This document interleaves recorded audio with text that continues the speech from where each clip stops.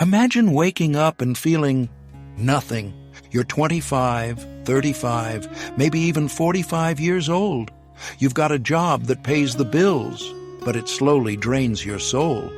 Your relationships feel shallow. Your dreams feel like distant memories. And when you look in the mirror, you barely recognize who's staring back. You see someone tired, someone defeated, someone who's forgotten what it means to be truly alive. But this isn't a modern problem, it's a human one. Marcus Aurelius was emperor of Rome, the most powerful man on earth. Yet even he wrote in his journal about the emptiness, the anxiety, and the weight of living without clarity. Seneca, one of Rome's wealthiest philosophers, admitted to his own anger, fear, and the feeling that life was slipping through his fingers. And Epictetus, a man born into slavery, lost everything, yet found something most people never will: freedom within. These men weren't lucky. They weren't born enlightened. They discovered something, a process, a formula, a path for rebuilding life from the inside out. It starts in a specific order. First, the mind, then the body, finally, the heart.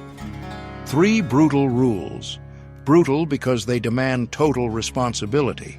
Brutal because they strip away excuses. Brutal because they work, if you're brave enough to use them. Let's begin. Rule 1. Fix the mind. Marcus Aurelius said, "You have power over your mind, not outside events. Realize this, and you will find strength." He wasn't writing to motivate others. He was documenting his war with himself during plagues, betrayal, and chaos. Right now, your mind is not your ally. It plays your failures on repeat. It convinces you that others are smarter, luckier, or more deserving. It whispers that you'll never change. But the Stoics discovered that the mind is also your greatest weapon when trained. Your first step? Feed it truth. Right now, you're feeding it garbage, social media outrage, gossip, fear, comparison. Your brain is like a muscle. It becomes what you feed it. Feed it weakness, it becomes weak. Feed it strength, it becomes unbreakable. Seneca started every morning with philosophy. Not Instagram, not news, not negativity. Here's your challenge. For the next 7 days, replace the first 30 minutes of your morning with powerful input. Read philosophy. Study people who've overcome impossible odds. Learn something meaningful. Next, give your mind direction. A mind without purpose drifts.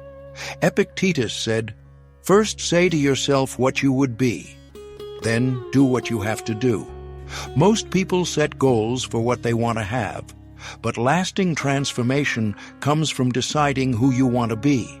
Say, "I am someone who respects my body. I am someone who creates value.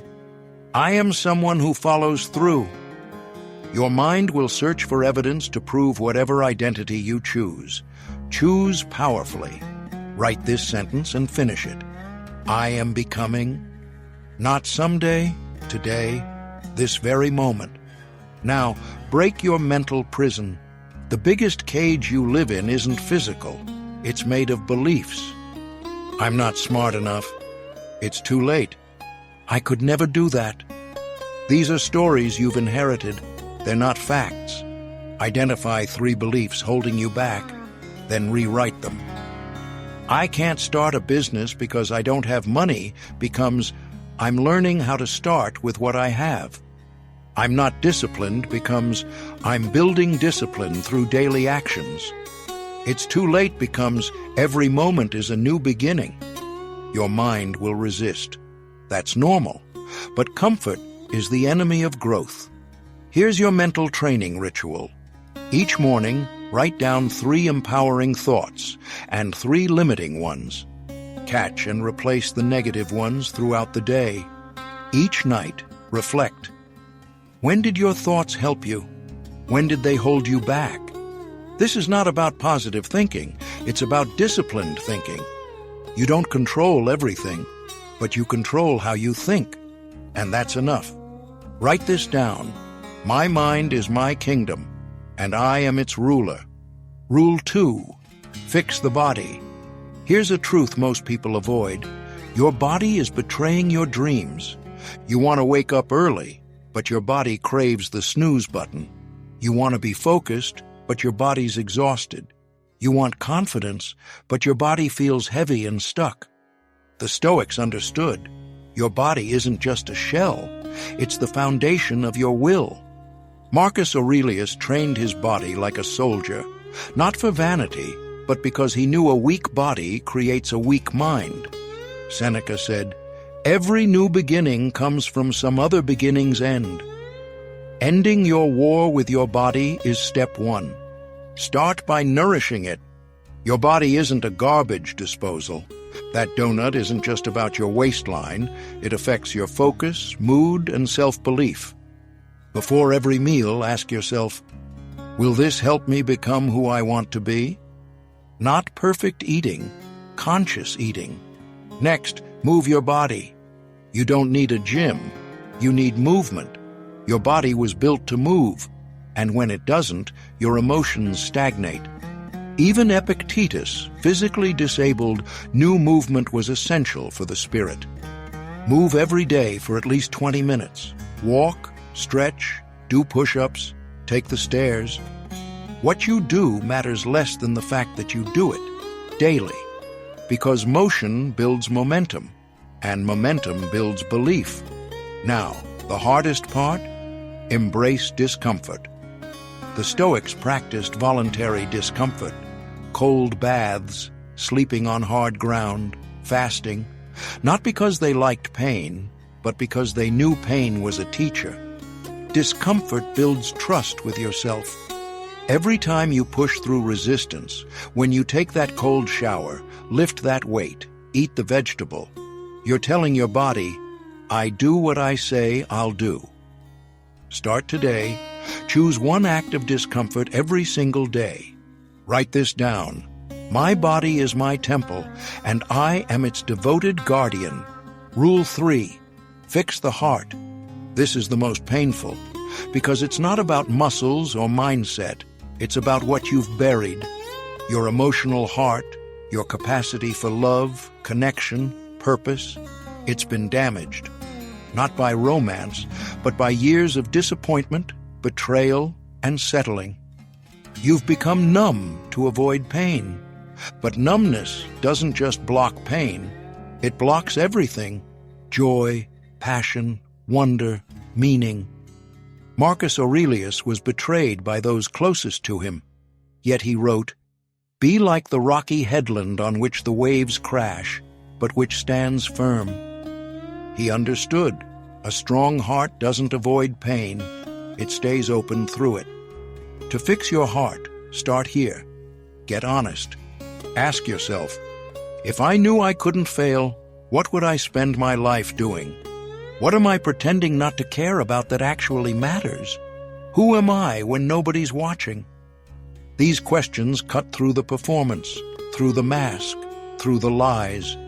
That's where your real heart lives. Write your answers. They might scare you. That's the point.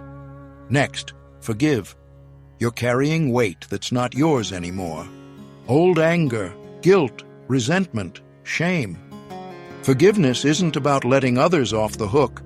It's about letting yourself go free. Each night for 30 days, write down one thing you're ready to release. A person, a mistake, a disappointment. Let it go, not because they deserve it, but because you do. And finally, live with purpose. A heart without purpose spins in circles, survives, but never thrives. The Stoics believed in sympathia, the connection of all things.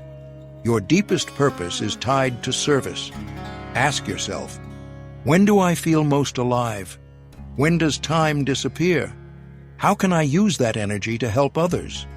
Purpose isn't found. It's created by doing what lights you up and giving it away. Write this down. My heart is open, and I live with purpose. This is the path.